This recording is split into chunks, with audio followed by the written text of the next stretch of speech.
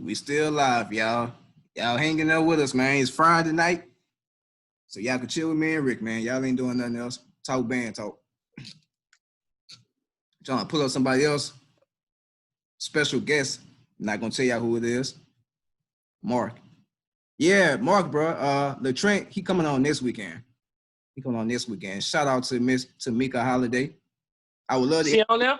Yeah, she on there. I would love to interview you too, whenever you're free. Where she at? She in the YouTube comments. I can't see it. Let me get back to it. Mr. Trent Johnson, man. I would love to interview you as well. Man, shout out to all the band directors that has been participating in these interviews, man. I really appreciate it. Tamika, where you at, Mika? You at home? I know, I see her. Tell them about the send her a link. All right. Tamika, we're trying to get you on this Zoom meeting if you're free right now. Oh, she gonna come. We can. I got some stuff to ask her. We can interview her right now. Yeah. So yeah, y'all stay tuned, man. We're about to get the head band director from Washington, Marion. She's about to join our live, so y'all stay tuned.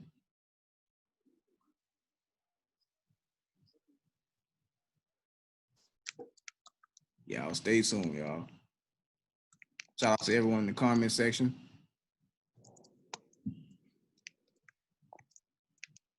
Yeah, but Trent Johnson, man, I definitely want to interview you.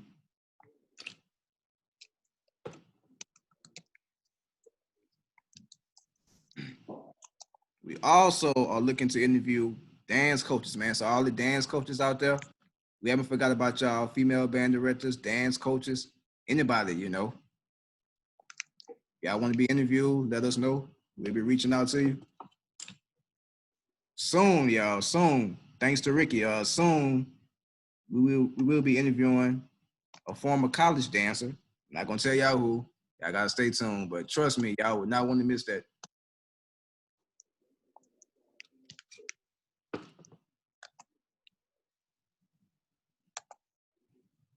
So we're trying to get Miss Tamika on.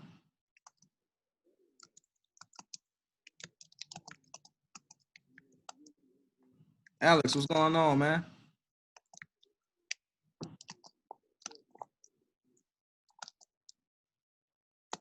Give us a couple of minutes, y'all. Give us a couple of minutes.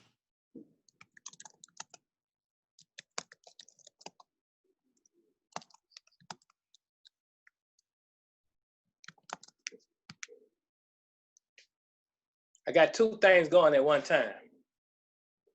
This dude. Hold on right quick.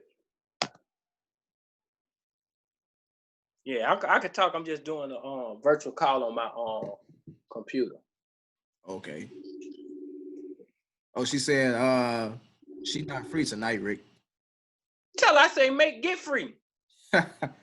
Tamika, Ricky said get free. Alex, man, when y'all getting started back up, man?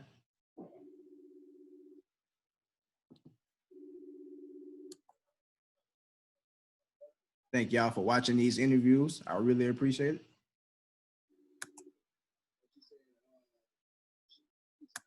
Trying to keep y'all entertained. It's Friday night. It's early. Y'all don't have nothing to do. So we might as well talk band.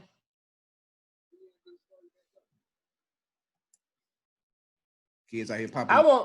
I want to interview Alex myself. Shoot, tell Alex on. Alex, are you free right now, man? Ricky want to interview you.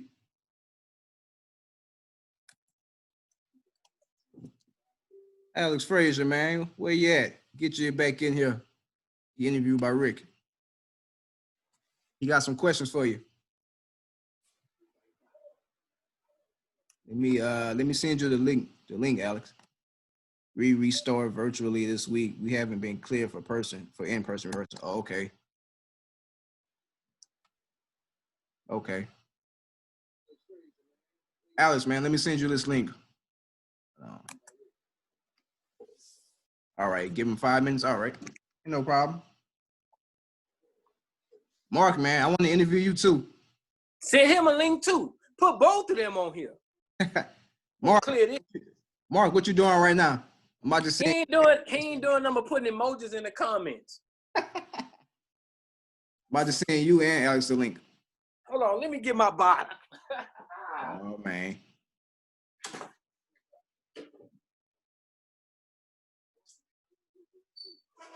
Give us a minute, y'all.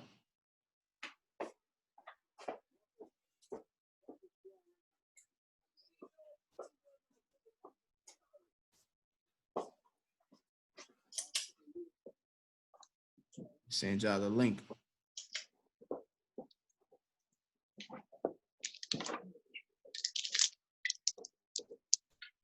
It's real over here. Got my COVID punch. And make sure y'all staying safe in this pandemic, man.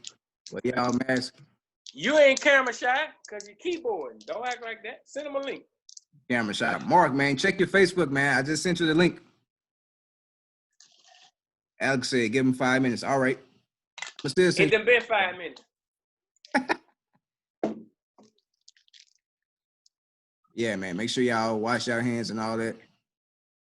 Don't be around nobody if you don't have to.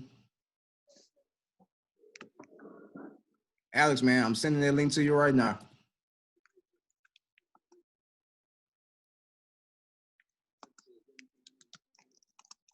Yeah, man. What's going on with y'all, man? What y'all doing?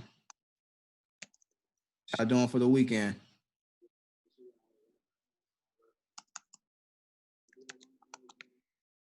What y'all doing for the weekend? Alex, man, I just sent you the link.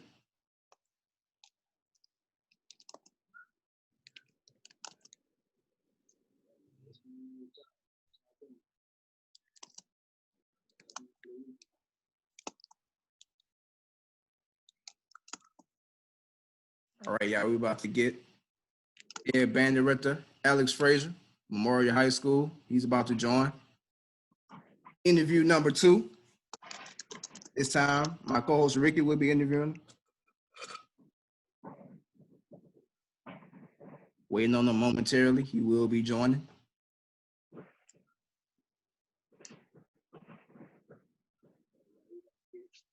Let me see. Did he get the link? Yeah, he got the link.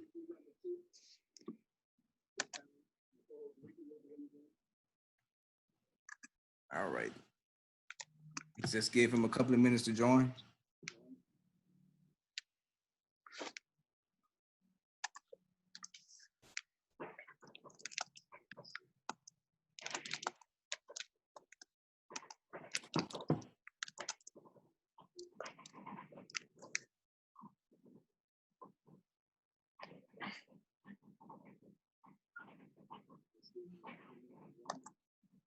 Maybe I should send this one. All right, let me resend the link. I don't think he got it. Let me see. Give us a minute, y'all. We're working on it.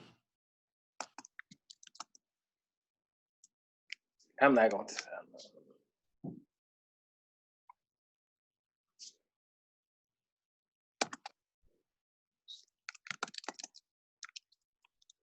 Waiting for Mr. Alex Frazier to come in. I'm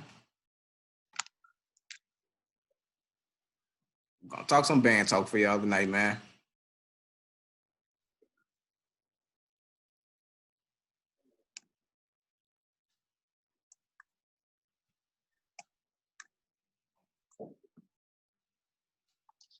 So comment section, man. Y'all have any questions? Anything y'all want to talk about? Any topics? Any band related things y'all want to talk about? Y'all want to get off y'all chest? Yeah, they might dog me, so I'm here for it.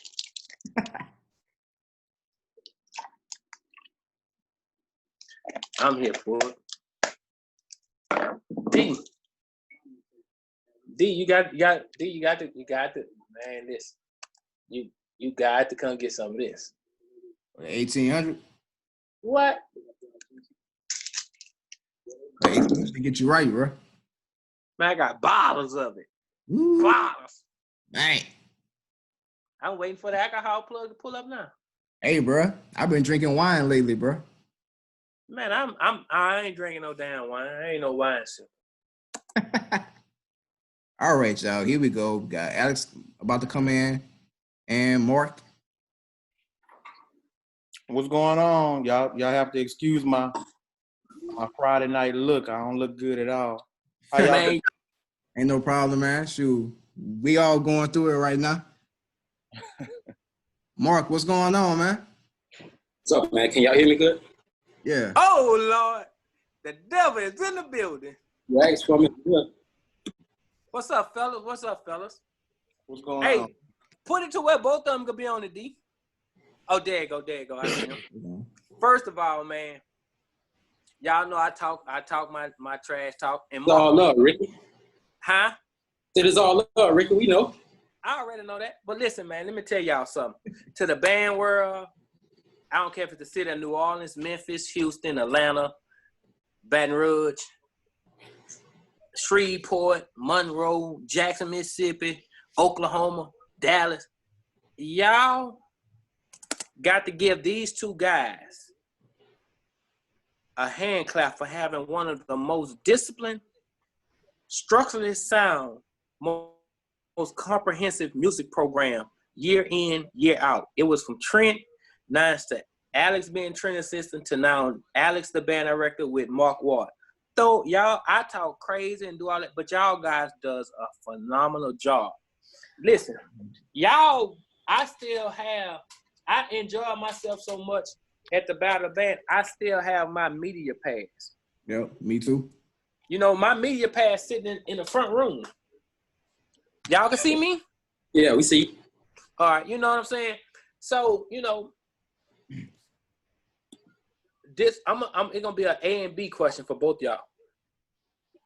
Alex, what made you make the phone call to get Marc Ward to be your assistant? And Marc, how did you feel about getting that phone call to relocate from Houston to Beaumont to be the assistant director? You want me to go first? Yeah. Okay. You know, when you looking for somebody to work with, you want to work with people that, one, you know what they bring to the table. You definitely want to work with people that you know can do all the jobs, and more than anything, you want to work with somebody that you know you get along with and that's going to have your back and that you can have their back and that you're going to work well together. And a lot of y'all may not even know, it's another part to our team, so I hate to leave him out, Larry Oliver, who is the third head of the monster. But with the long hair? Yeah, with the dreadlocks. Oh yeah, so that's an important part. You know, when you see a band, and I'm very adamant about this. I am not one to try to hog limelight or anything like that, because it's not a one man job. It takes the collective effort of everybody. Could any one of us do the job and probably have some kind of measure of success by themselves? Probably. But working together definitely makes it better. So in terms of getting Marc, you know, when you're trying to working with a high school band is you get put in situations where you working long hours. You having to travel with these people on a weekly basis. And I can't speak for everybody, but where we travel to every football game. Our district, every away game is about 2 hours. And so we have very long weeks. We do a lot of competitions on Saturdays. And so, you know, you want to have people around you that you know can not only handle the tasks that you need them to handle, but also, you know, they can take some heat when you are. I've been in Port Arthur now. This will be year 11. There are expectations, and sometimes there's pressure from a lot of our community leaders and school leaders and things like that. And, you know, for me personally, I just couldn't have somebody around me who could fold easy. So it was very important that I had somebody around me who could do the work. Everybody know Marc, a great band director, outrageous band director. But one of the things me and Trent kind of talked about when we were getting ready to go into this transition was, and this is not trying to, you know, pump my own chest, but he said, you know, what you're really looking for in your replacement is somebody who can kind of fill the role that you feel, which is you want somebody who could basically be a second band director when you're not there, a second and third band director when you're not around. Somebody where if you got to leave the band for whatever reason, you know, not a beat is going to be missed. Somebody who have all the same, you know, professional acumen, who could do everything that you could do. So for me, you know, it wasn't even really a question. It was an easy choice. We just kind of had to work on trying to convince them to give us a shot, and luckily it worked out.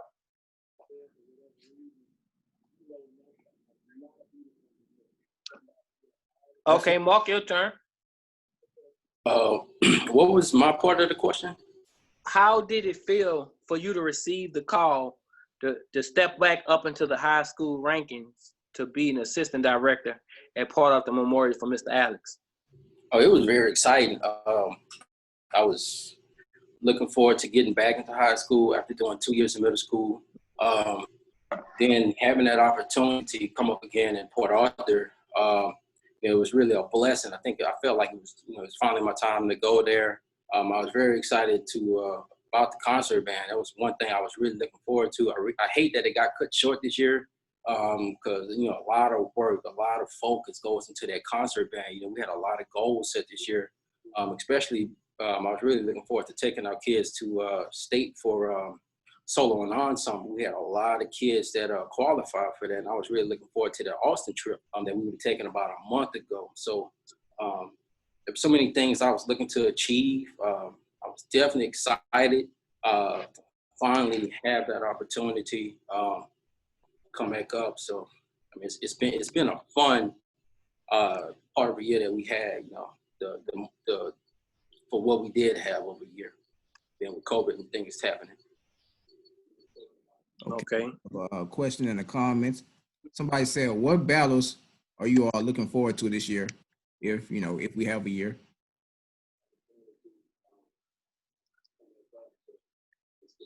Well, I guess it's on me. Man, you know, kind of worrying about Battle of the Bands at this point for me is honestly just kind of putting the cart before the horse. I hope that happens, but right now, you know, my fight is can we have band practice in person safely at the school? Just this past week, they had to shut down all athletics because they had a kid that tested positive for COVID. And so that's the big fight right now. You know, we're kind of dealing with this age of kind of getting ready for a new normal, at least for a little while. Mm-hmm. And so really for me, that's the biggest thing that I think that we're really trying to work on is how can we still keep kids interested? How can we keep them engaged? How can we keep them from getting discouraged? Do I hope we get to do a Battle of the Bands? And if we did, obviously I would love to go and compete at Cedar Hill. We were supposed to do that one this past year. And we actually got hit with like a tropical storm that kept us from traveling there. I remember that. Yeah, I would love to get out there. I always love coming to Louisiana and Baton Rouge. You know, Baton Rouge is my second home from when I was in school there.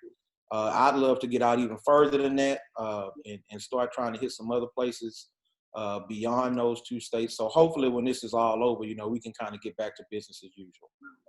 Okay. A question for Mark and well, for both of y'all together, because y'all assisting here.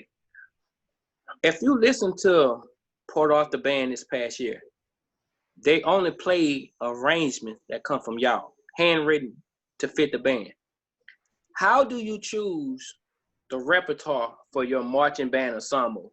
What type of things do y'all look for in certain songs to say, this will fit us, this won't fit us, this will have us, you know, this will fit our style, and this won't fit our style? Because like when y'all played it in the gym at the school from Dallas at the battle band. Woo-doo-doo. You throw it out? Yeah, when Alex was doing this here, you know, Alex was grooving and moving. Like a lot of bands didn't sound good playing it because they played other ensemble arrangement. You get what I'm saying? Y'all played what fits Memorial. How do y'all choose on a day, week in and week out, fits that program? And how do y'all go about writing for that ensemble? Ward, you go ahead and start that one off. All right. I can say that my writing style changed a little bit when I got to PA. One of the things I noticed is that, you know, whenever I wrote music, especially let's say it was like a pop tune or a rap tune, you know, I wrote like the music part. I wrote the beat. What I noticed a lot of what they were doing, especially Mr. Oliver, they wrote the lyrics. So I started implementing the lyrics into my arrangements. I wasn't always writing the lyrics. I was writing the beat. So, you know, imagine hearing that song without the singer or the rapper over it. So I started writing the lyrics into my beats because, you know, some of these rappers today, they're rapping with the melody. A lot of them are triple figures. So a lot of that kind of changed the music. So I made adjustments to fit the style. You know, I brought my own style, but I wanted to make sure I wasn't doing anything out of the box. I wasn't taking away from the program. I was being an asset to the program when it came to arranging. As far as looking for music, I always try to look for something. What's hot now? You know, what's current. I love playing New Jack Swing style music, anything that has a melody, a chorus, a counter melody, and I love a bridge. Something with a good bridge in it. Oh, yeah, man. Anything, when you hear it and you start doing this, I'm probably going to write it. You know, I'm probably going to write it and stand within the range of the band, but not stand in the safe zone. I don't, you know, I'm not going to stay in the safe haven. I'm not going to do anything outrageous in the music as far as arranging, but I'm going to put it at a level where my kids can play it, but not be pacified by the music. It will make them grow, but it will not be something. I'm not ranging for no super band or these fantasy bands that you only going to hear your music being executed on finale. You know, it has to be playable by the kids, but it cannot pacify at the same time, if that makes sense. Okay. I guess for me to answer that, really in terms of choosing songs, it's always a mixture of what I like and then what the kids like. We always ask the kids to kind of give us a list every summer of, you know, what would you like to play? It's always a couple of Jews in there. There's always a couple in there that are hit. And, you know, you hear them right off and say, oh, man, I like that. Other stuff you say, oh, Lord, what these children listening to? In terms of, like, what I like, what I personally really like to do is to arrange stuff that I just kind of feel like I hadn't heard before. I like to find things, and it's mainly for, like, when I do drills or I do show openings. I like to find stuff that I know or I feel like nobody else is listening to. Like I think this year I did a fanfare to Somewhere Over the Rainbow, and the original Judy Garland version. You know, I just kind of like doing stuff like that. Another year I did a show tune from Moulin Rouge called Nature Boy, and I used like 3 different versions of Nature Boy to do that.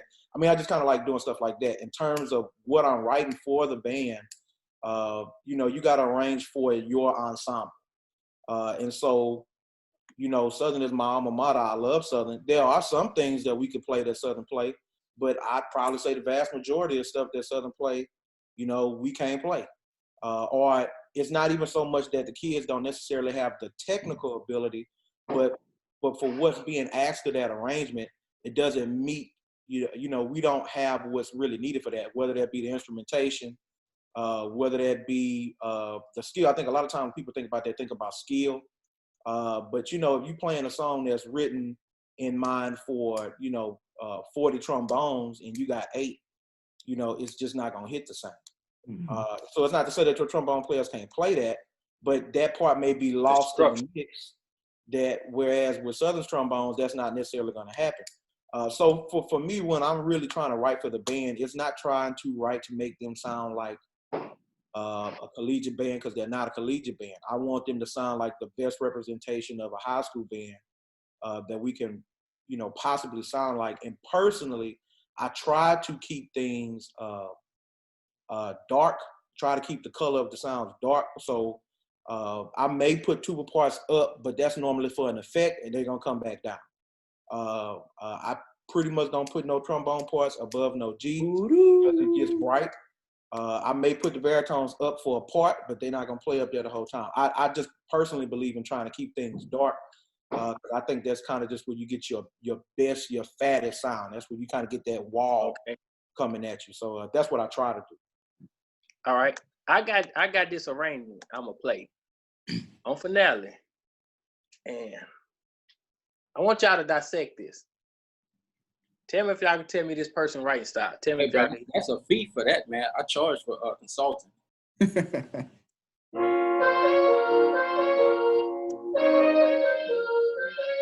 Y'all can hear that?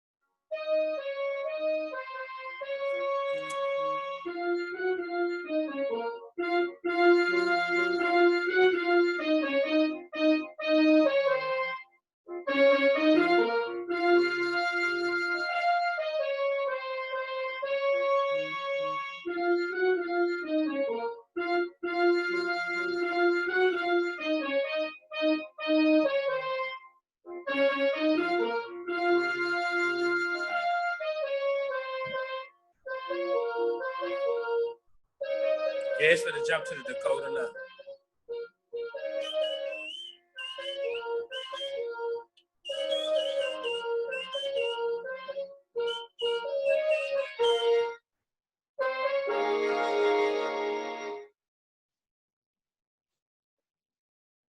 Alex, you go first.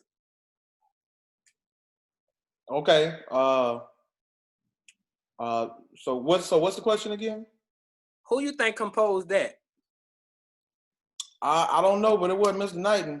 If I'm being honest, it sounded like somebody trying to do maybe what they maybe trying to do an arrangement of an arrangement. So it doesn't sound bad. Obviously, I can't see it. So you know, one thing I always say about finale make everything sound good.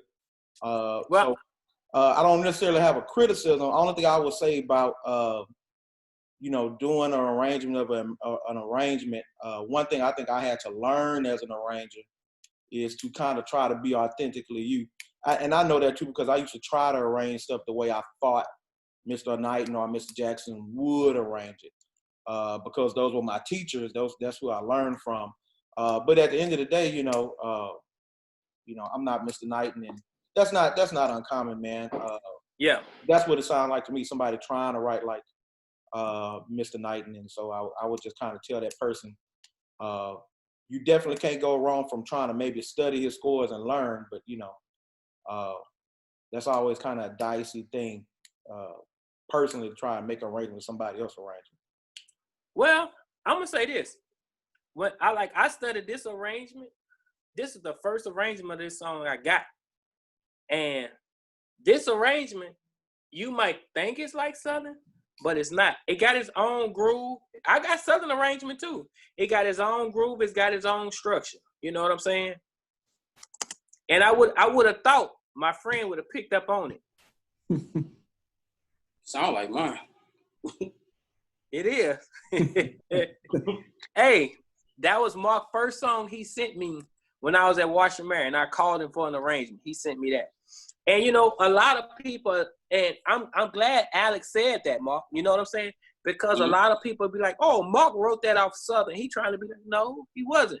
I feel people, it might have a Southern twist to it, but you wrote it for your ensemble. Mm-hmm. You get what I'm saying, Alex? He wrote it for Donaldsonville, that small band. That's what he wrote it for. I wrote that for East St. John, actually. Oh, East St. John? Okay. Yeah. So now watch this. A lot of people are looking at that arrangement. oh, he want to be like Knight and he want to be like Southern. No, he don't. He wrote a song that he liked that Knight wrote to fit his style of band. And if more composers did that, they band had their own identity. Like the things that, like I like what y'all, like the combination that I saw with you guys this year, especially at Donaldsonville, y'all compensate each other. Mm-hmm. Alex, you could walk off. Marc is still a director. When you come back, Marc is still a director. You know, everybody on the same page. It ain't no button heads. Nobody collide. You know, that's the thing. That's what I applaud about what y'all two guys going on.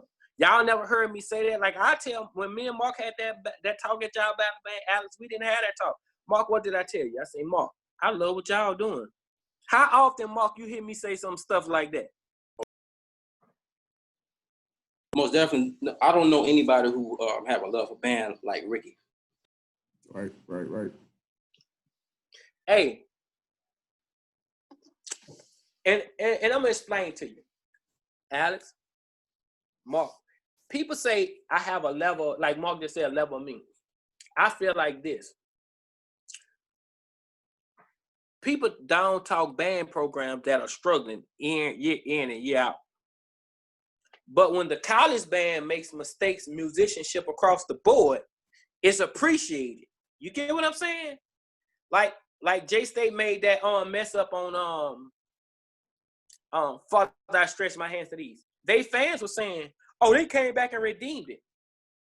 Being the sonic boom. When Southern make mistakes on musicianship, field shows, as being a summa cum laude band, being the human jukebox, you cannot have errors that these high school kids gonna think is good to make. You get what I'm saying? So I try to judge everybody on the same level. Musicianship. Let me hear the work coming through. Let me hear your works coming through your kids' horns and not through your ego. You know what I'm saying? Some people have big egos and less product. You guys are humble with a big product. Mm-hmm. You know, when I see y'all too, when I see Memorial, I see a Wilbur Rawlins and I see Eric French. Two humble guys with good programs. You know what I'm saying? You know, you get around. I never heard Alex say Alex battling some, like when Alex was battling that band in the gym from Dallas. Dude, first year program up there. I never heard Alex or even Marc say, why even we blowing at this trash ass band or this sad band? Y'all gave the man kids what they wanted, a battle. But you got some people say, I wouldn't waste my time battling that school.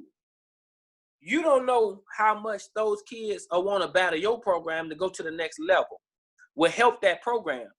You get what I'm saying? You know, everybody can't battle Mike Tyson, but you got to give it a shot. You know, and the things that you guys have in place, man, keep up the good work, you know. And you know, eventually I'm gonna have it in my budget if y'all need something. And when COVID come, Marc and Alex, when COVID-19 ends, I never been to Texas with my dance competitions.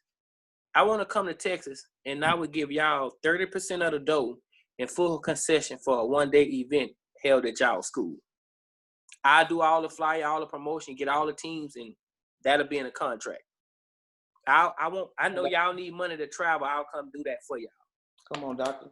Let me say one thing about what you said. So no band wants to have mistakes. No band want to have mistakes. The only thing I'll say about making mistakes is there's some truth to what you said, but it's some amendments I make to that. We make public product. We make a product for public consumption, right? And so because of that, we have to also understand sometimes with that comes criticism, good, bad, or otherwise. Now, what I would say is that sometimes fans or band heads in particular can be overly critical. They can be critical in a way that's not helpful, where instead of trying to build up, it's tearing down. So, I mean, if that's what you're talking about, I definitely agree. That's always an issue. To me, you can't judge, though, a high school band versus a collegiate band.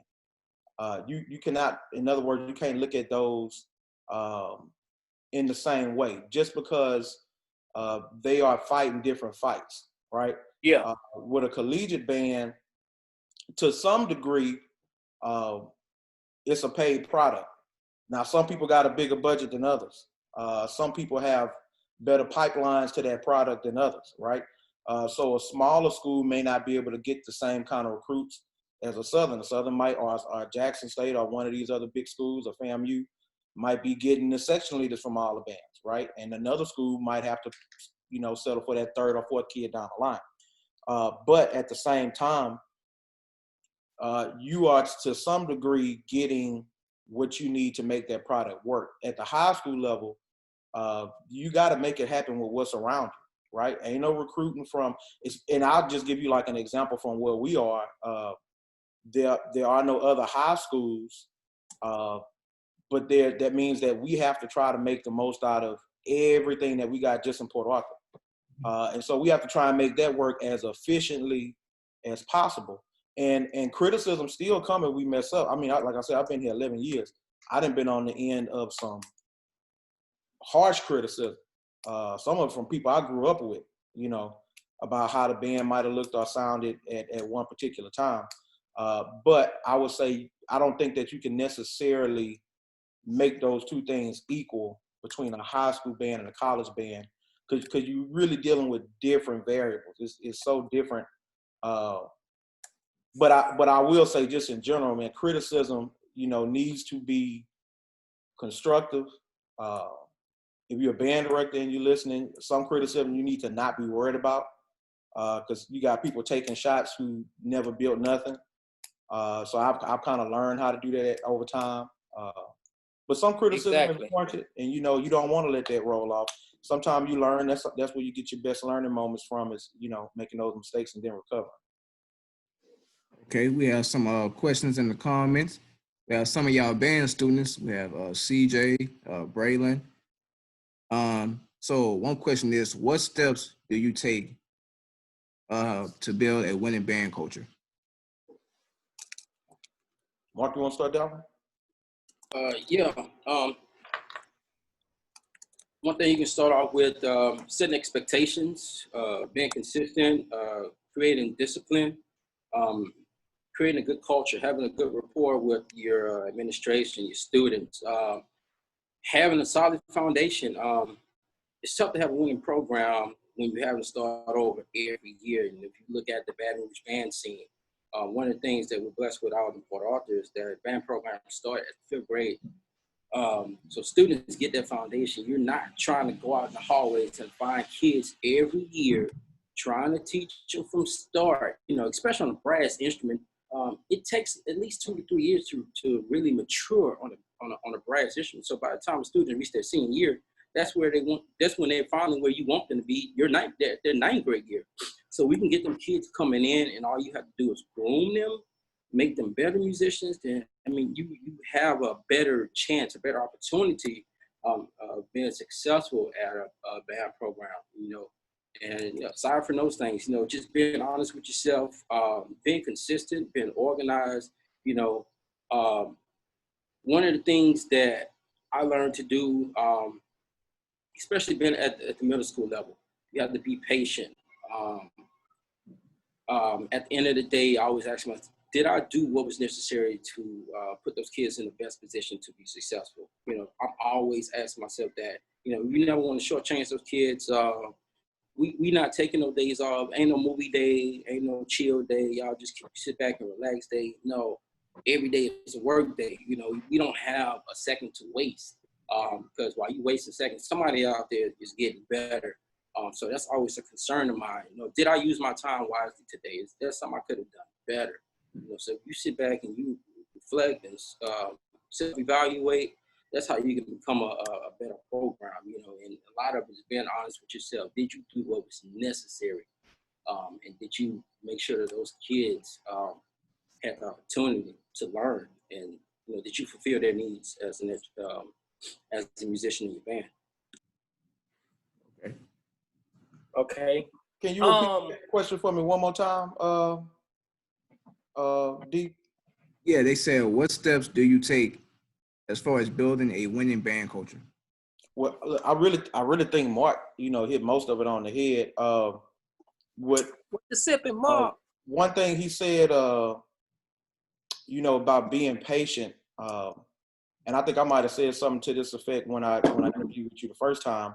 Everybody, it is nobody who go through all the steps of trying to, you know, obtain a degree, get certified, get a band program. Nobody wants their band to be bad, right? Everybody wants to have a good band.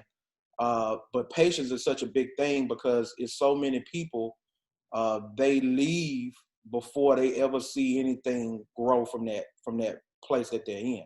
You know, when they feel like they in a situation where things not working the way they want it to work, you know, as fast as they want it to work, they get discouraged, they get frustrated, and you know, you got to outwork the work sometimes. And a lot of it is, just, you know, just to be honest, it's just kind of busting your ass a lot of time.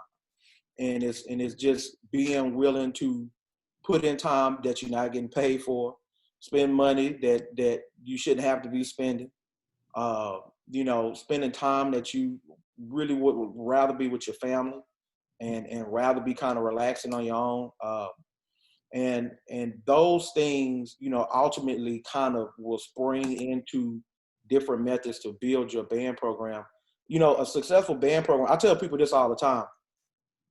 And I think Trent might still be on here, but I think Trent was at Memorial maybe like 4 years before me. And then we worked together for 9 years.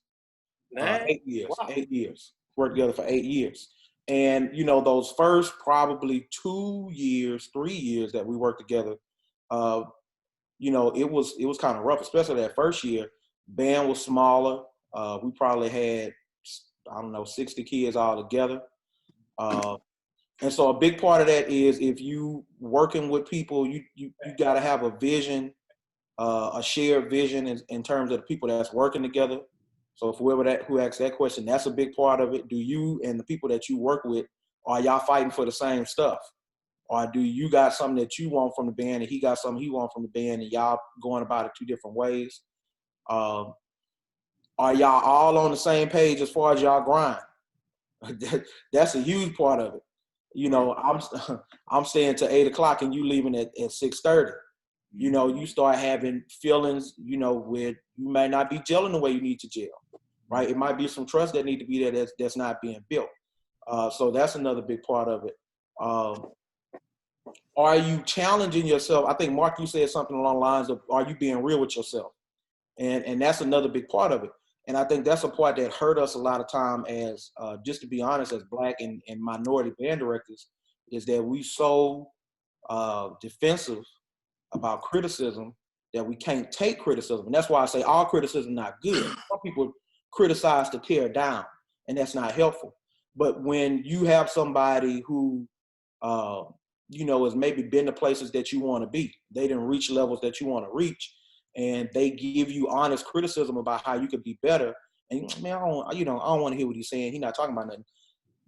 Then right there, you already kind of cutting off your ability to grow. And that's a hard thing to do, man. You know, that first year, like Mark talking about coming for the concert band, you know, if Trent on here, he could tell you the first year we went to concert band festival, it's like we was hoping to get a 3. And we did.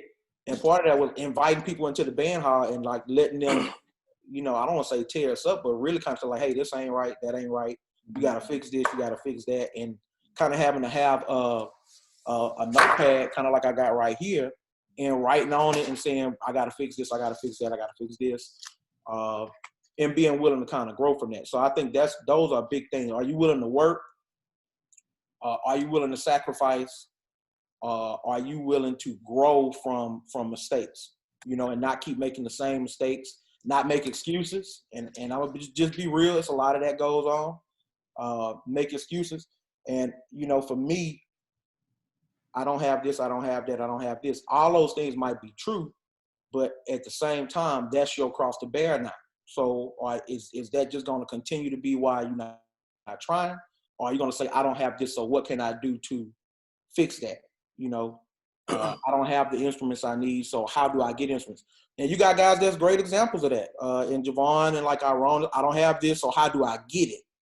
Right? Instead of just saying, I don't have it, so I can't do. And so I think that's very important. And that's for anybody who want to be a band director, wherever you go, you're going to have challenges. I think people always think of money as being the big thing, and it's a huge help. I don't want to lie to you, but, that won't fix everything. A lot of time, if your school district got money, that means you got some other problems attached to that money that other people not even, they don't even be concerned about. We ain't got it like you think we do. Y'all make it look like that. Yeah, we ain't got it like Mark. You want to tell them what our budget was this year? I know it was cut in half. Yeah, from the previous year. Yeah, all right. In half. I got now that Alex, you touched on concert. Everybody could talk about marching band. Everybody can't really touch the circuit of concert band. How would you design a typical high school band concert program? How many selections would be programmed, and what kind of pieces would you choose and why? You want to start, or you want me to start? I can go. That's actually a simple question, Ricky. Especially whenever you're preparing for your concert band festival, they have what's called the PML, preferred music list, prescribed music list, and you can just go in there, you pick something off of it. You pick some selections, the classification of your band program. So, it's categorized. You pick something off of it. And then, if you're doing something for your campus, you can add to that some selection that you might like or that the kids may find fun to perform. So, it's really not complicated. They give you the list, so you just go pick from it. It's just like going grocery shopping. You just pick what you want. Okay.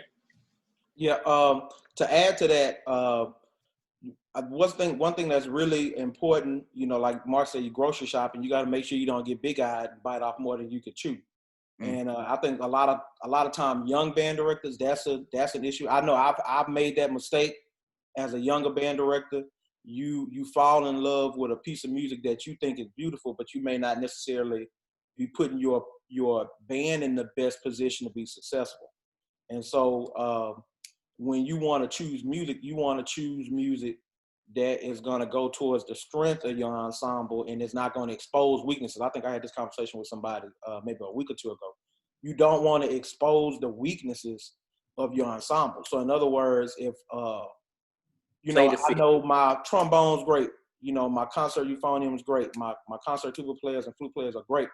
But I got a struggling French horn section, this year, just hypothetically. I don't want to pick American Overture for band that got a big French horn opener, because now it exposes. Right. I'm sacrificing the success of the whole group because I put this one section in a position to not be successful. So, with that, and then I also say with your concert band, you got to try to, it's twofold. You gotta pick music that you can be successful with right now. So in other words, if you getting ready for contests, you want to pick songs that you feel like you can be successful with contests right now, while at the same time you want to have some other pieces in there that are gonna push you forward a little bit going into the next year. So my goal when I was still the assistant was that I always wanted to pick one or two pieces that I felt like were maybe a little bit beyond where we were. Not where we couldn't be successful. We would have those concert pieces and Trent would do the concert pieces that were going to be for contests. And I would pick one or two songs that were a little bit harder. And that was for two reasons. That was to challenge the kids, but to be honest, it was also to challenge me. So that when I got to a position to be able to, having to be in that seat, I wouldn't be like, oh, with this grade, 3.5 piece or 4 is hurting me because I hadn't had to deal with that. Where now I could say, well, no, I did the 4.5, I did a 5. So we did stuff like that. We did like Rest by Frank Kelly one year, which is like a 4.5. We did Elsa's Procession to the Cathedral. I did that maybe like 2 or 3 years ago, which is definitely a 5. And sometimes you're most successful. Sometimes you're not as successful, which is not as successful as you want to be with your execution. But when you pick songs like that, that's really to kind of, you're looking forward, right? So you kind of want both at the same time. You want to have some pieces that you can be successful with right then, and that's important. Because if your band, I say this all the time, if you're giving your band music that they cannot be successful with, you're kind of hurting them for the future, because all they're gonna have is that memory of like, oh, we don't sound good, right? So you want to have pieces that you know they can be successful at executing it, but you also want to have some stuff to kind of get you, push you forward going into the next year. What, if any, rhythm or tonal syllable system do you use in your teaching? Mark, you want to start that?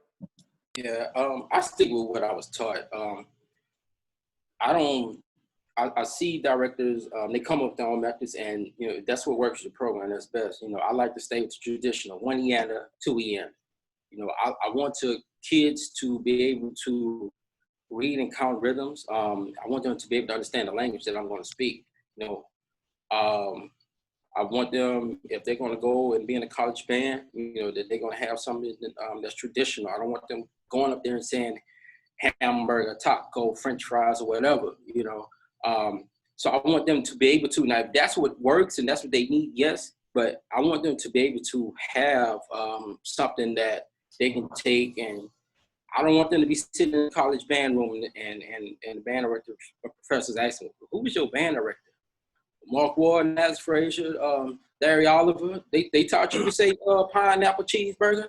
Yes, sir. I don't want to embarrass that kid or the program. So I stick with how I was taught. 1 EANA, 2 EANA, 3 and 4. And that's the way. That's just the way I do it.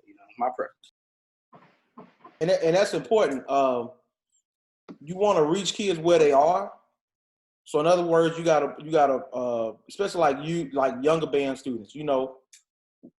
Apple, hot dog, cherry pie might be the way to get them interested. But at some point, you need to make a transition to make sure that they understand the way they're going to be asked to count if they would ever progress beyond your band. And that's important. You got to be, again, you always want to be looking towards the future with how you're teaching. So you don't want to be teaching in a way where they walk out of your band hall and then they listen to somebody else teach and they can't comprehend what's being said, right? At that point, then, you basically just the Lord of the Flies. Everybody in your band hall might feel like you're doing something that's superior, but when they step outside of your band hall, they're going to feel inferior. You don't want that. As far as like, if it's stuff that I like personally, I think everybody should do what makes them comfortable, how they teach best. One thing that's important to me in terms of teaching rhythms early, and it's a pet peeve for me. So if anybody don't disagree, that's fine. I've been saying for years, and it's just me personally, that people teach rhythm reading a lot of the time wrong, which is they tell a kid quarter note get 1 beat, half note get 1 beat, whole note get 4 beats. And it's right, but it's wrong. That's right as long as the bottom number in your time signature is 4. And so What happens is with kids a lot of time when they get to high school and sometimes even with college, and I know this because I was that kid. I learned that way, and it was something I had to break down and unlearn. Then they have to go back and learn, well, no, this does not always apply that way. So it's very important that, you kind of teach kids the right way by how to do that.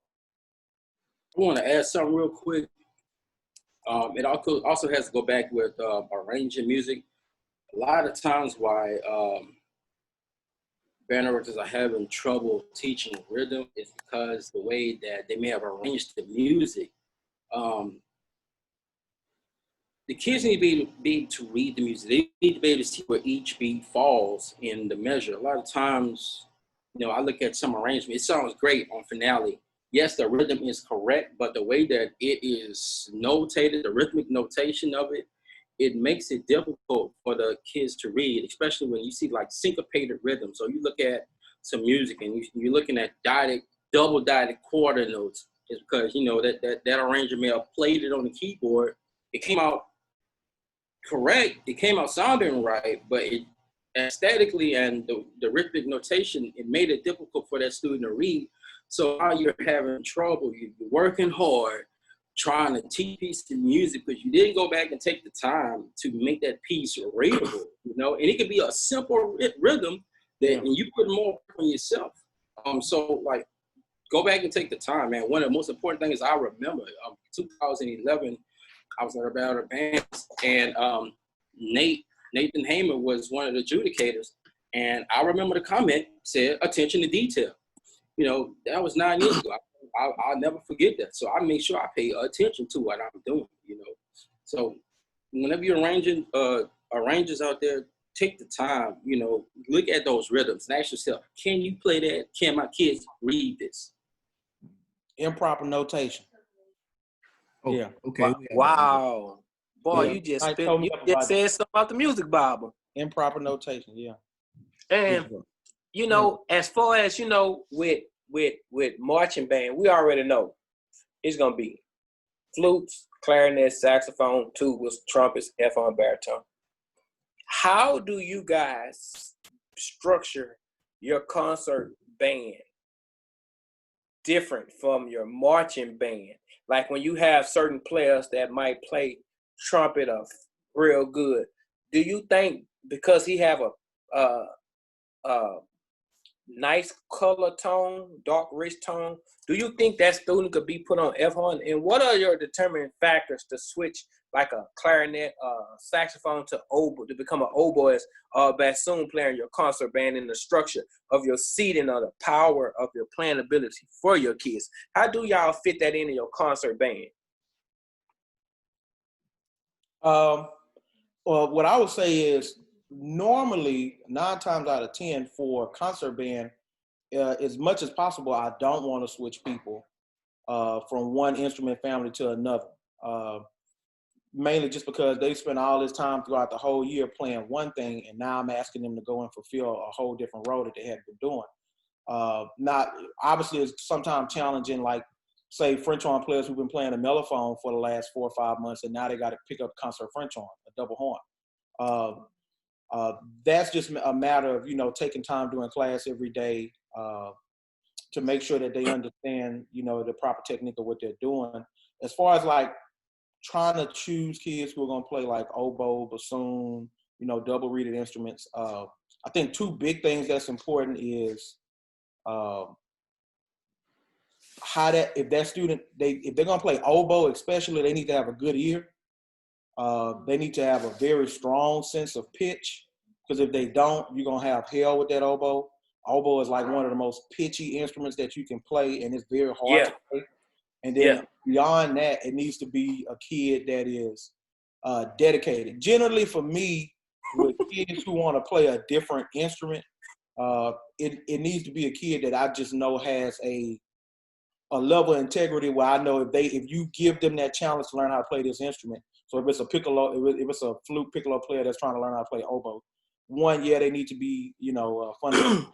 Yes, they need to have good pitch, but also I need to know that they got the kind of attitude where they're gonna put that time in. This what I want to really, really learn how to play the instrument. Like one of our baritone section leaders, and I don't know if he on here or not, but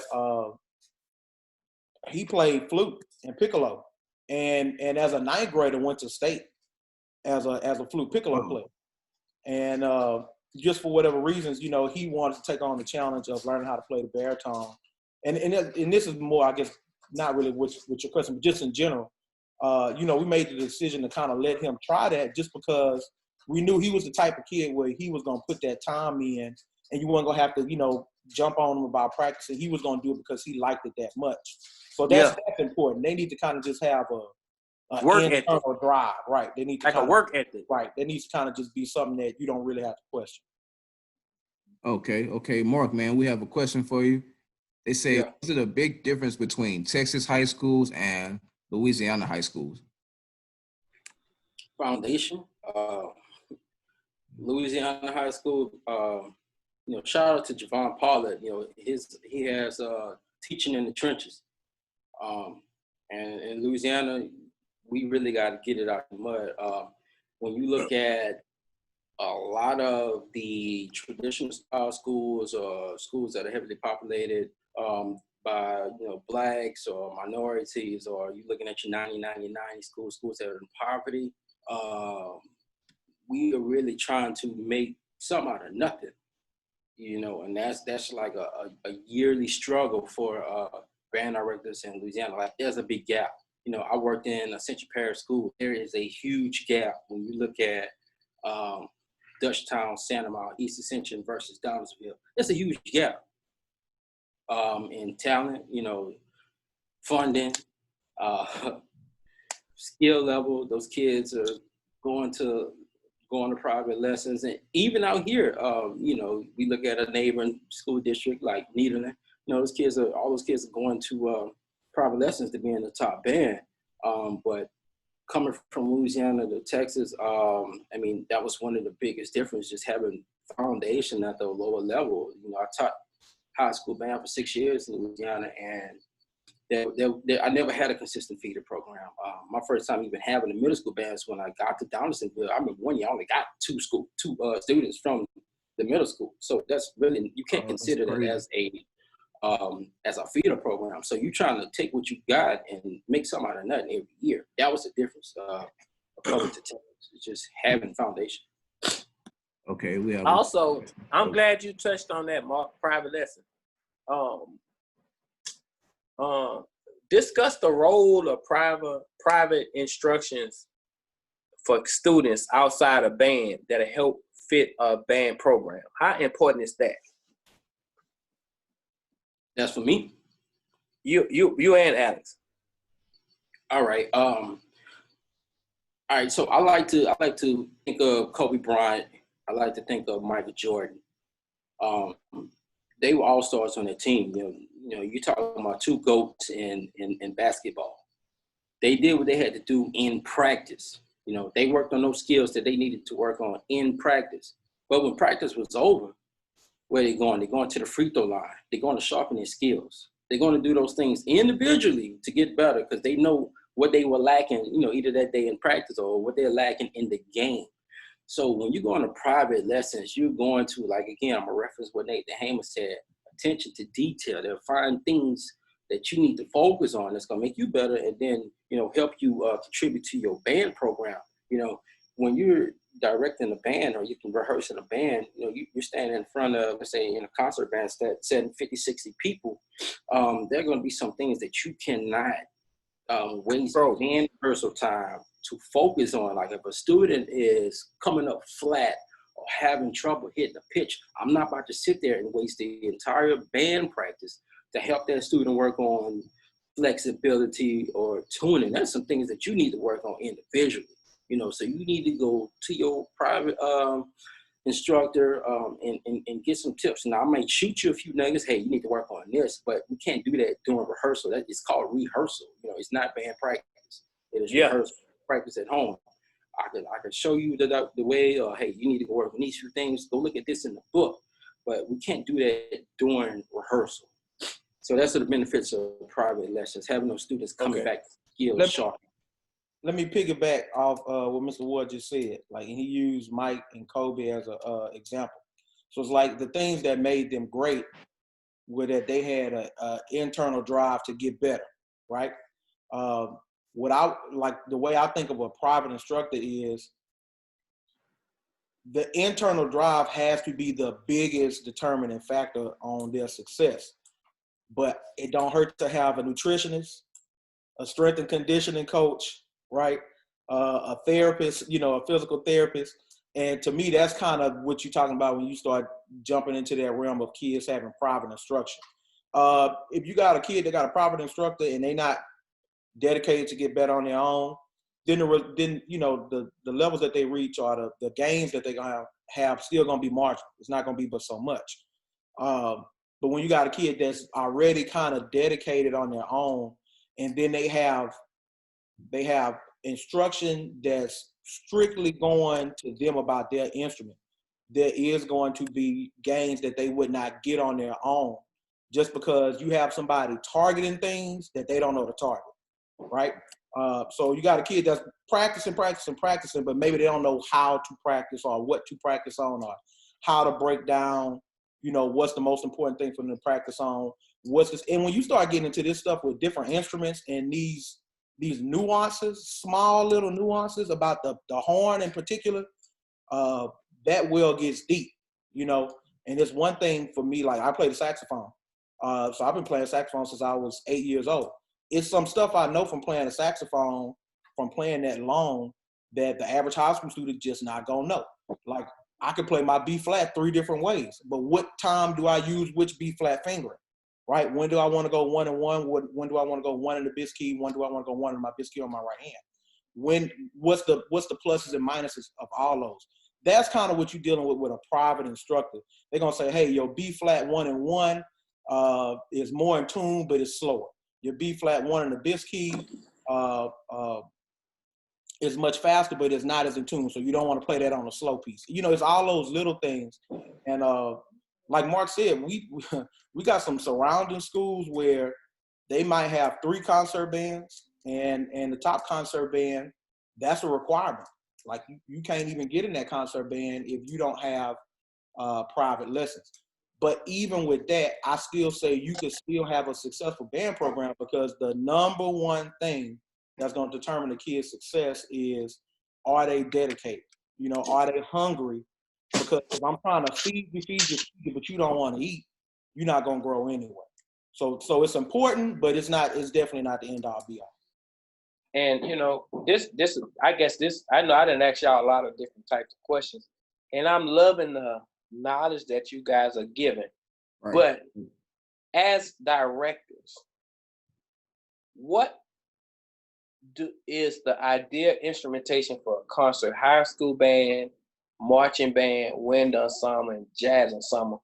When you look at each ensemble alone itself, how do you determine how many of instruments that you feel to fulfill your goal that you're trying to get, your maximum goal that you're trying to get out that ensemble? How do you set it up? Another easy question, Ricky. When you get this concert literature, when you look at that front page, it gives you the instrumentation.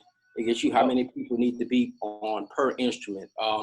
Now, here's one of the things, just like when you asked earlier, how do you pick? You know, you listening for what fits best for your ensemble. So, I mean, when I was at Donaldsonville, you know, I had a small woodwind section. I had one flute.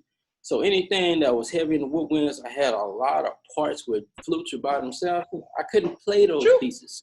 Yeah, cut those from the repertoire. You know, you have to actually look at that preview of the score. You have to sit there and listen, and that takes a lot of time.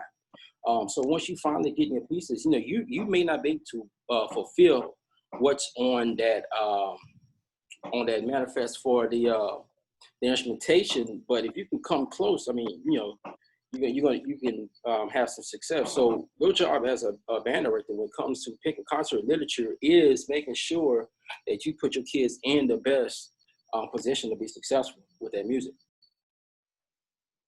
Yeah, totally agree. You always got ideal setups. The unfortunate thing about dealing with high school band is almost nothing is ever ideal. You know, like ideally, I'd love to have 25 clarinet players for my wind ensemble, and 10 flute players, but the reality is, I think this year we had maybe like 6 flute players and maybe like 10 clarinets. And that's why I always say what you have is your bird to bear. Some people will say, man, I'd love to have 10 clarinets. So I understand that part of it too, but I'm looking at it like, man, I really want to play this piece, but I can't get it done with 10. I need that clarinet section to be much beefier. In general, though, what I say, Ricky, though, is one thing I'm big about is you don't want to exclude kids who working hard to try and be a part of the group, right? And so, like, really, our concert band this year and probably for the last couple of years, we are low brass heavy. Like, we have really for a wind ensemble, too many baritones, too many trombones, probably too many tubas. I think one of the goals we had going into this summer before COVID was that we were trying to recruit more kids so that we could split the concert band and make 2 concert bands. And Marc might remember those conversations that we had, the 3 of us. That was one of the big goals. We wanted to start a second concert band, really to give the players who were a little bit further along, be able to challenge them more, but then let the players who were maybe not as far along, have a chance to play music that was closer to their level, but also be able to balance out that band. So that really, Ricky, the big thing, what you're talking about more than the numbers is kids understanding how to balance. And so, like I said, we got way too many trombones for a concert band of our size. We got way too many trombones for the amount of flutes and clarinets that we have. We got way too many saxophones. I think this year we had like 50 saxophones, in concert band, whereas I'm kind of like Mr. Knighton, like with a wind ensemble, you need 2 altos, a tenor, and a baritone, really. But you don't want to tell all them saxophone players, hey, you've been working hard all year long, but now I want you to sit out. That's not right, and we're not going to do that. Yeah. But then it becomes a thing of balance. How do we balance those 10 saxophone players, which is really too many, with what we have to do now? So you want to pick that music, like Ward said, pick the music that's going to help your band succeed, and then after that, it's your band understanding how to balance, when they need to come out, when they need to back off, how to play within the ensemble. Okay. Well, I ain't gonna lie, fellas. Y'all done gave me a great interview. Y'all done answered some questions that people think I didn't want to ask or that I didn't know. My thing is, like, I laugh and bullshit and joke a lot about the band, but I'm gonna tell y'all something, man. It's certain people that I feed off of, that I like to be around. And when I see y'all, ask Mark, every time I see him, I come up to him. My favorite thing gonna be is, man, them people gonna crank on y'all. And Mark do the same thing every time. You just being messy. But, I know D, we've been online for almost 2 hours, but this gonna be my finale clip. I'm gonna dedicate this band life clip to you guys. This goes out to Port Arthur Memorial High School Band. Shout out to Paul Arthur. One of the most slept on.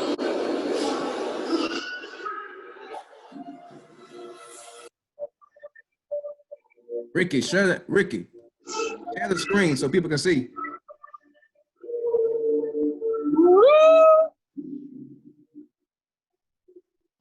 A little Teddy Riley going on. Ricky, man, fix those speakers, man. Can't hear that. Check this man out. That's a new Alex. It's got to be fun, man. It's got to be fun. Man, let's see. Actually, I noticed y'all kept that PV drum field. Mm-hmm. Man, we have some more questions for y'all. It said, what are some of the best ways to motivate your students to practice on their own to become better players? That's from Javor. That's one of our band captains from this last year. That was a good question. Mr. Ward, you want to start that one? He asking, what's some good ways to motivate the students? That's what. Yeah, to motivate the students to practice on their own to become better players. I like to make it competitive. That was always one of my ways of motivation. I put a lot of pressure on the upperclassmen, and I like to praise the underclassmen, or I like to praise students who don't get a lot of recognition when they're doing good. And I kind of put that little bug in the ear of the upperclassmen, like, hey, this freshman coming for you. You getting too comfortable. This freshman is getting better. And they low key, they right up on you, So are you gonna get better? Are you gonna get complacent? They're gonna pass you up soon. What you gonna do? So now that freshman also thinking, oh man, I can pass up this senior. So now the freshman is gonna continue to work. The upperclassman is gonna try to distance himself or herself from that freshman. So now you got both of them working to get better. To me, it's always, if everybody's doing what they got to do to make the entire program better, and then you're doing you're doing the right thing. Okay. Yeah, I agree. I always say, man, competition is the basis of all growth. Like our band kids know, I like to watch nature shows. So anytime you watch nature shows, they always show you how, animals evolve, and it's always from competition, right? If they got to compete for food, if they got to compete for dominance of territory, whatever, that's where growth comes from. What I would also say to that question, though, is that is sometimes an ever-changing thing of how to motivate kids. And I will say it can sometimes be hard to keep, this generation of kids motivated. It's so many different things that they can really use their time take up the TikTok. Like TikTok is blowing up. Right. You know, social media, video games. And I can't even say nothing about video games because the kids know I play video games. I'm waiting to get on GTA as soon as I get off of here and see my $1 million hit. You and me both, man. You and me right? both. So, you know, it's all of these different things. And so it becomes, you know, kind of your job as a band director to constantly try to, and that's another part of, you know, you got to examine yourself. Finding different ways to make it interesting, finding different ways to keep them motivated to practice. That might be, you know, a kid trying to make it to state. That might be a kid trying to make the region band. There might be a kid who made the region band and they want to get a higher chair this year than what they got last year. Sometimes motivation might just be like, you telling them, man, a freshman ate your lunch, you know, and now they don't want to, you know, they don't want to hear nothing about the freshman eating their lunch. So competition, man, is a good thing. I say you always have to be looking for different ways to keep kids motivated, but competition is a good thing. I saw somebody in the comments asked a good question. They said, Mr. Frazier, Mr. Ward, do y'all compete like as far as like writing arrangements? I'll answer that for me because I always been this way. Like in my mind, yeah, you know, like not outwardly, but in my mind, you know, I hear Mr. Ward in the office and he plays something, man, like listen to this. And I'm like, ooh, that makes me want to go find a song, you know, and say like, okay, let me see what I could do with this song. And I had the same thing with Trent, man. That's one thing I loved about working with Trent is that it was a competition, but it was never a toxic thing. It was always iron sharpening iron. I want to compete with you because I acknowledge that what you do is great. I acknowledge that what you do is great. I acknowledge that I enjoy what you're doing, but also that competitive drive in me make me want to see if I can up it or make me want to see, you know what I mean? And then when that happens, to me, that's a beautiful thing because it's still a friendship. It's still a partnership. You're still working together. Same thing with Mr. Oliver. But also because you have that competitive drive, everybody's getting better. You know what I mean? And for me, if you can ever for me, you know, I think this is something that we learned from Southern, Mr. Ward. Like when you would be in practice and it's the baritones going at the F horns, the trumpet standing on chairs, the trumpet, you know, that's something that we just kind of internally learn is this all day, everyday competition.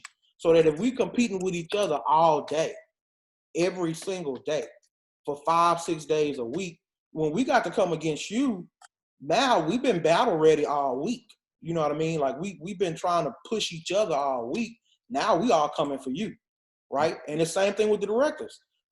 we get our time to go over songs and we trying to work those songs and fine tune those songs to make it absolutely perfect, you know, for each other to hear. So now when we get to the end of the week and we got that other band sitting across the field, you know, those songs have been kind of fine-tuned as well as they can so that we can all really now go at the other people. So competition, but also I will admit as a band director, I have to work hard to try and find different ways to keep kids motivated. Okay. Rick, man, you have any last words, any last comments for these guys, man? Man, I can just say this has been a good interview, a great interview from Tori on down to these guys. I appreciate y'all stepping up and coming in at the end because it was only one person. And, you know, I felt like I had a lot of questions to ask the other day, but I missed you, Alex. You know, I missed that part. And I'm glad Marc was able to get on because, you know, y'all kind of covered a lot of things that a lot of people don't want to talk about as far as speaking on musicality and music knowledge, you know, speaking on the different phrases and things that kids need to hear from the band director standpoint. You know, it's easy to pass out a rap tune rather than teaching out concert music. You know, if a lot of more people teach, I think the basis of concert ensemble throughout the year, their marching band will be much stronger than just trying to teach cranking. You know, because my thing is this here. Like, when I was at Washington Marion, my whole thing used to be with Tamika, like, Mika, let's teach them the base of the music first. Let's break them down and teach the meat of the music. Once you teach the kid the meat of the music and they get the music, you can bring the volume how you want it. Teaching volume over the music, it hurts the music that is on the stand. you know, a lot of people don't play all the accents, the dynamics, the tone. A lot of people don't play the things that make the music. People think, oh, Southern cranking a song. No, Southern rehearse that music as it's written. They don't add what they want to add. They go to that music and teach that music the way it is written. Not, oh, this I got an A right here. 6 of us gonna take that A up on the next go round. That's not how it's taught. Fullness is the key. And I really appreciate the things y'all doing and the things y'all talked about. And I am outstanding pleased with this interview. Great interview, guys, man. You know, I know y'all got a big band. Trent gonna tell me that y'all need shirts. Man, y'all rich. Like I said, I can come out there and set that event up once they go. And I tell you something, I wouldn't mind doing it that Sunday after y'all battle the band.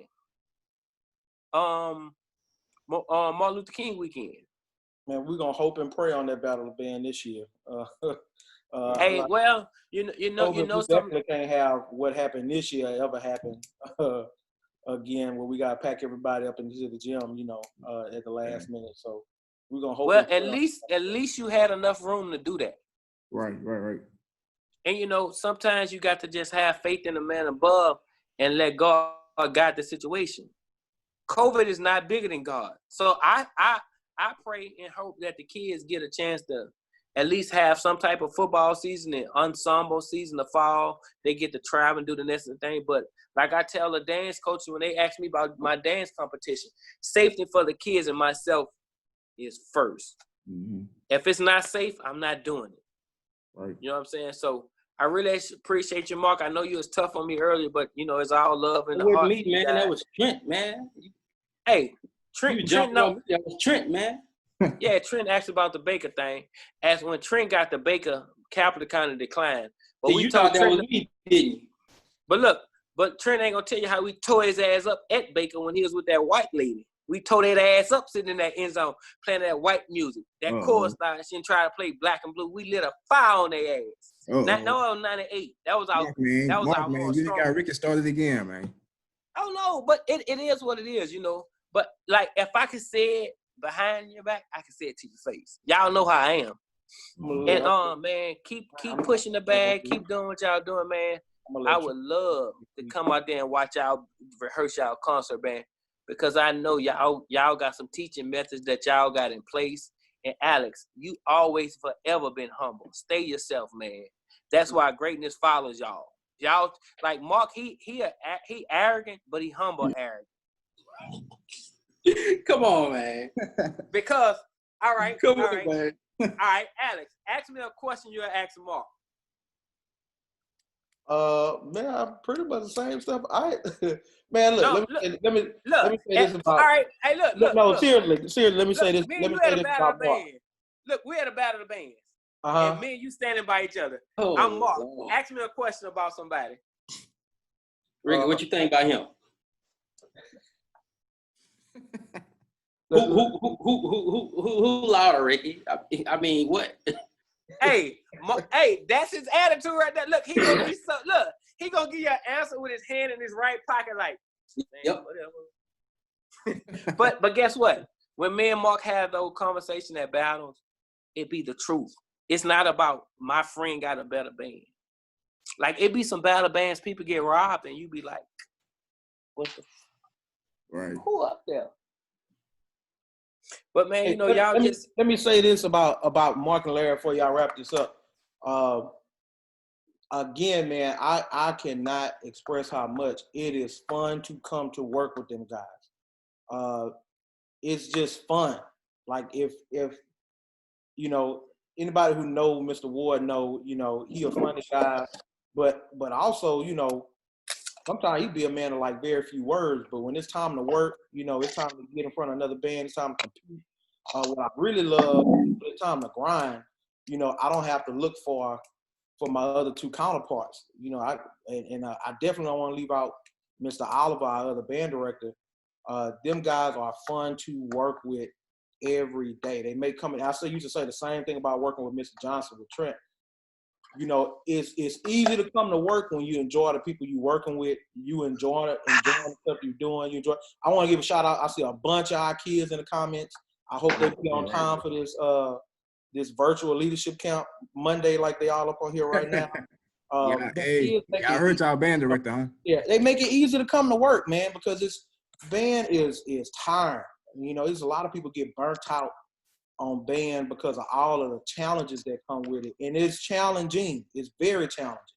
But, man, when you got other directors who make it fun, you got kids that want to get better. I can't applaud Memorial High School kids enough. I think it's people who really think that we got stuff that we don't have in Port Arthur. Port Arthur ain't rich. Port Arthur is a school with 95% of the students on free or reduced lunch. We're a Title I school. A lot of people don't think that. They see our school, and it is a nice school, but, you know, that's just tax dollars at work.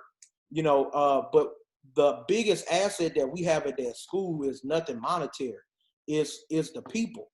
And you got a bunch of kids that will bust they behind every day, take getting fussed at, cussed at, hollered at, and show up the next day. Not mistreated, but, you know, they'll take that criticism, apply what's being said, and come back.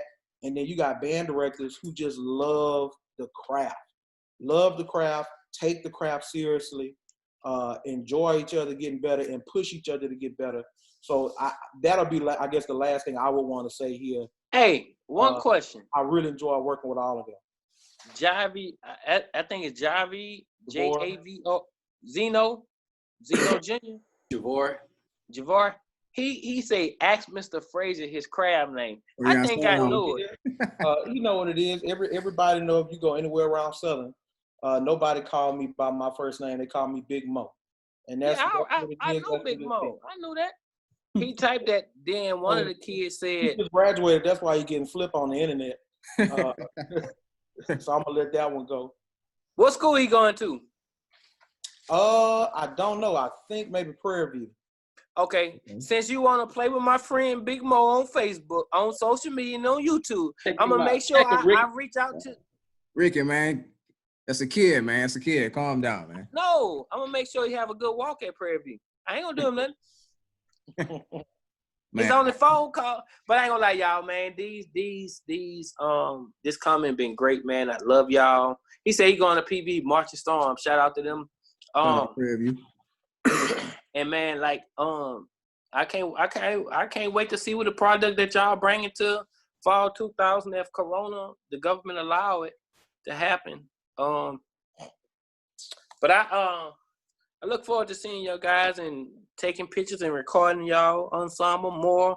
And, you know, with D, I want to get D more over towards Port Arthur during football season so we can get y'all some more coverage instead of one or two battle bands of the year. Want to actually get y'all during the football season marching in. I would like to come like a Thursday and catch y'all doing like a dress rehearsal in the band room, take pictures and record, and then catch y'all for that Friday night for the game. You know, man, we're going to make sure everything gets love, and I enjoyed this, man. This is my first serious interview without arguing with somebody, because when I did it with Johnny, he was so New Orleans and so arrogant. And the thing is, with this interview, it's a combination of Louisiana going to Texas and Texas. So you got best of both worlds in one group. How good is it to have best of both worlds in one group? Not one cross-town one, but at the same time. Man, I just want to thank both of y'all, you know, for coming in and doing this at the last minute. I know, you know, we kind of put y'all on the spot, man. And shout out to Marc, man. He's been a big supporter. You know, ever since I started doing these interviews, you know, he tuned into them. So, Marc, man, shout out to you. Shout out to Alex, man. I like what y'all doing. And just like Ricky said, if we have a band season, we would definitely be out there. I ain't talking about for the independence. I mean, for the battle band. I'm talking about for a football game. Yeah, do y'all play Beaumont Central United? Yeah. Beaumont United, yeah. Yeah, we played them as a regular game, yeah. That's the game we going to. Mm-hmm. If y'all need anything, man, y'all can reach out to either me or Ricky. You know, if y'all need, man, like I say, and also, man, I'm working on I'm working on a grant right now. I got somebody typing it up for me, like to help the inner city band programs. If y'all have, if I can fit y'all in my budget, y'all need some stuff in Texas. You know, I know a couple people. Let me know. I'll try to make it happen for you guys. You know, it's about the kids. It's not about me, you, or y'all. It's about making sure the kids have everything that they need. Music matter because music betters a kid in math. Keep doing what y'all doing, guys. I love y'all. Peace. What's up, love, man? Hey, Mark, you got to cook for me. You got the barbecue. I know you got that good barbecue flavor going. I'm gonna do a little something, man. Frazier just got a brand new pit, man. So y'all gonna meet up at his house, man. Oh man. Nah, we're gonna roll that thing on to the stadium. Gate 1. That sounds like a Barbecue on plan to Gate me. 1. Hey, look, Mark. Hey, 4 bring pigtails that and 2 grill to the chicken game. wings. Nah, Mark, I'm that about to fire seafood. up tomorrow for Juneteenth Part 2.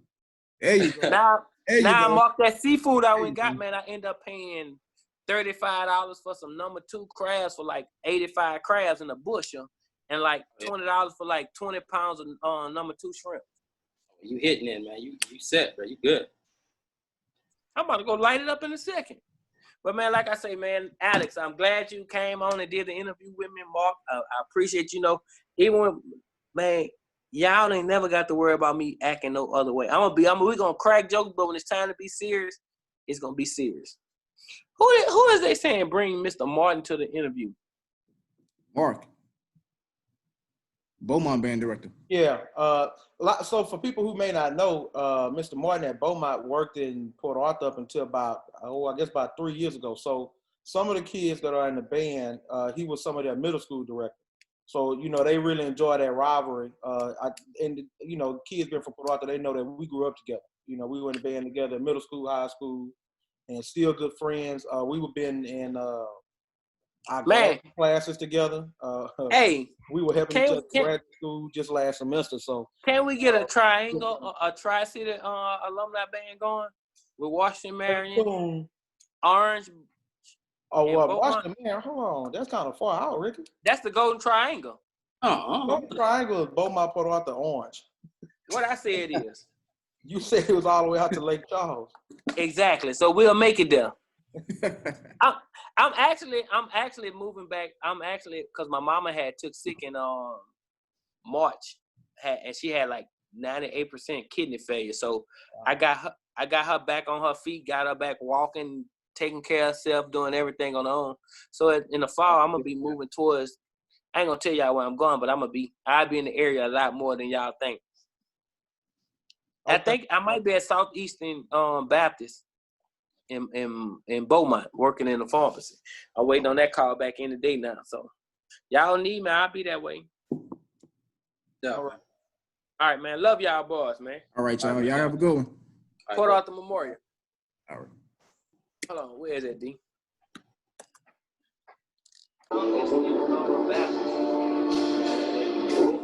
We're gonna end the show with this, y'all. Port Arthur playing Victory Lap. Let me start it over. Shout out to all the kids that's in Port Arthur band in the comments, man. It's y'all playing.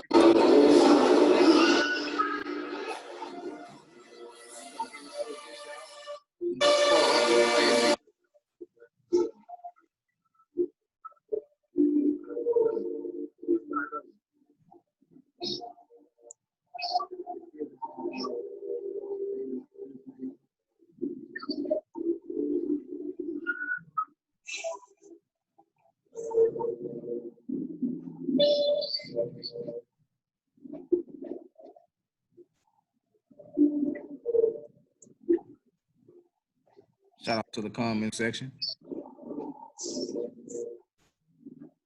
You got that video, Rick?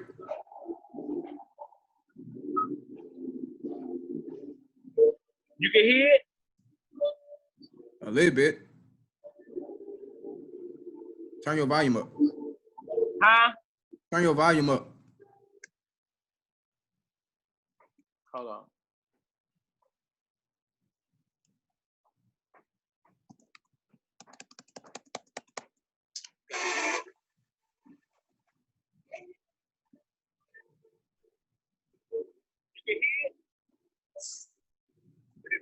Not really.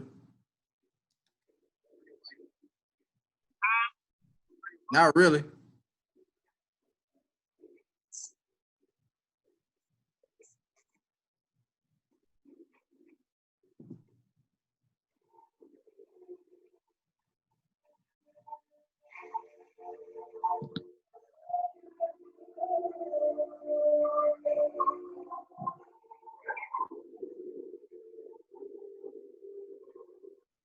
So our clip of the week, y'all. Paul Arthur Memorial. Victory lap.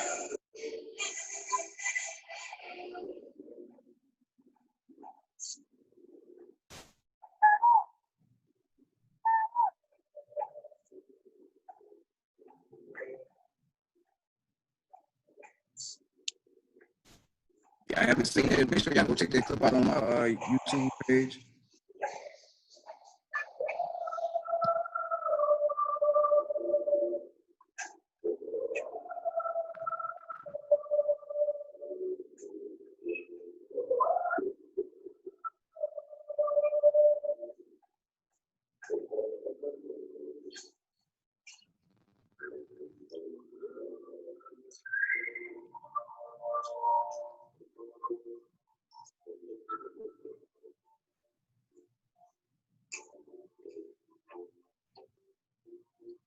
Shout out to Band Life for the clip.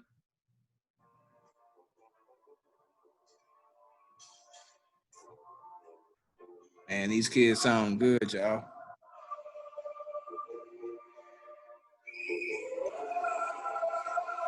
There go the Mo dance.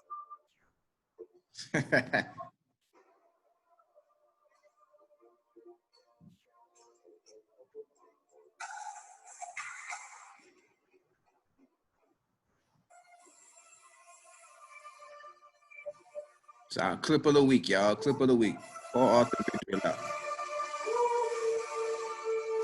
Them bands are B-Tone singing.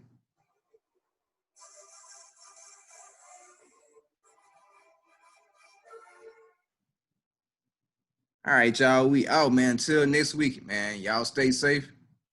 Man, peace, love, and harmony to all the band kids. Shout out to the Port Arthur staff and the Tory at Baker Middle, man. Great interview that you gave. Also, man, shout out to the kids from Port Arthur that was in the comments. I just saw one of them told me, prayers to my mama, man. Listen, God is the head of that situation. Some things we can't argue with. And, I just want to tell you to the person that said that, thank you. And, you have my blessings, my everything, in your life enduring. Prayers to your family. Y'all stay safe during COVID-19. And I'm just praying. I just want to pray that the kids have a chance to perform this fall, So band directors, y'all stay safe. Make sure those kids are safe. And D, when we hang up, call me. All right. All right. All right, Yeah, y'all. later.